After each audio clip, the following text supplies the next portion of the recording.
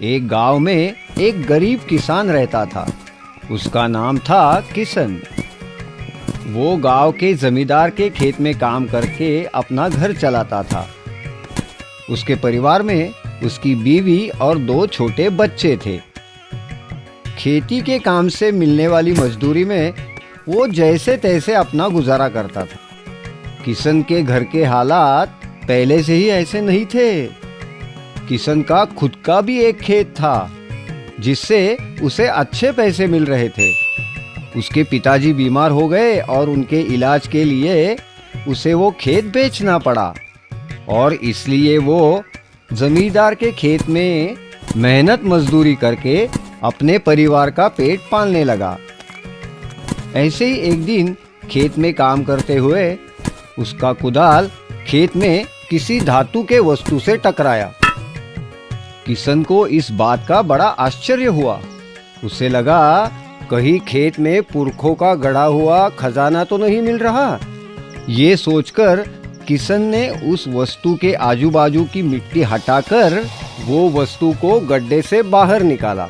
वो वस्तु एक धातु का पतीला था। पतीले को देखने के बाद किशन बहुत दुखी हो गया। कैसा खजाना और कैसा क्या मिला, क्या तो ये खाली पतीला। जाने दो, नसीब मेरा। धूप तो बहुत ही है। अब थोड़ा खाना खा लेता हूँ और थोड़ी देर सोता हूँ। ये कहकर निराश हुए किशन ने अपना कुदाल उस पतीले में फेंक दिया। उसके बाद किशन ने एक बड़े पेड़ के नीचे बैठकर दोपहर का खाना खाया और थोड़ा आराम किया। थोड़ी देर बाद किशन ने सोचा चलो फिर से काम शुरू करना चाहिए। अपना कुदाल लेने के लिए किशन पतीले के पास गया तो उसने कुछ अजीब सा देखा। किशन ने तो पतीले में बस एक ही कुदाल डाला था, लेकिन अब पतीले में बहुत सारे कुदाल दिख रहे थे। ये चमत्कार है या मेरा वहम? मुझे तो विश्वास ही नहीं हो रहा। अब किशन ने उसके पास जो टोकरी थी वो टोकरी पतीले में डाली। देखते देखते उस पतीले में बहुत सारी टोकरियां दिखाई दी। अब किशन को यकीन हो गया कि ये पतीला कोई साधारण पतीला नहीं बल्कि जादुई पतीला है। वो बहुत खुश हो गया और वो उस पतीले को अपने घर ले आया। किशन उस पतीले में जो भी चीज डालता उस पतीले में उस जैसी बहुत सी चीजें बन जाती थी। फिर किशन उन चीजों को बाजार जाके बेचता था और बहुत सारे पैसे कमाता था। ऐसे करते करते किशन बहुत अमीर हो गया। फिर किशन ने कुछ गहने भी खरीद लिए और उसने जब वो गहने पतीले में डाले उसे बहुत सारे गहने मिल गए। किशन ने वो ज्यादा मिले हुए गहने बाजार में जाकर बेच दिए। अब किशन और भी अमीर हो गया। किशन का पड़ोसी था मोहन। किशन अचानक अमीर होने से मोहन किशन से जलने लगा था। इतने कम दिनों में किशन इतना अमीर कैसे हो गया? इसके पीछे जरूर कोई राज है, मुझे वो ढूंढना पड़ेगा। फिर मोहन ने किशन पर नजर रखना शुरू कर दिया। कुछ दिनों में ही मोहन को जादू के पतीले के बारे में मालूम हुआ। मोहन तुरंत ही जमींदार के पास गया और उसने जमींदार को जादुई पतीले की पूरी कहानी सुनाई। मोहन, ये जो बोल रहे हो वो सब सच है ना? हाँ, ये बात बिल्कुल सही है। आप मुझ पर यकीन कीजिए, मैंने अपनी आंखों से देखा है। फिर जमींदार तुरंत ही किशन के घर आए और पूछा, क्यों रे किशन, मोहन बता रहा है कि तेरे पास एक जादुई पतीला है। कहाँ से चुराया रे? अरे नहीं नहीं नहीं सरकार, मैं ये चुरा कर नहीं लाया। मुझे ये खेत में काम करते हुए मिला। अगर ये तुझे खेत में मिला है तो ये पतीला मुझे मिलना चाहिए, क्योंकि वो जमीन मेरी है। ला दे वो पतीला, मैं उस जादुई पतीले को अपने पास रखूंगा। किशन बहुत गिड़गिड़ाया, लेकिन जमींदार उसकी एक भी बात सुनने को राजी नहीं थे। जमींदार ने वो जादुई पतीला लिया और वे अपने घर चले गए।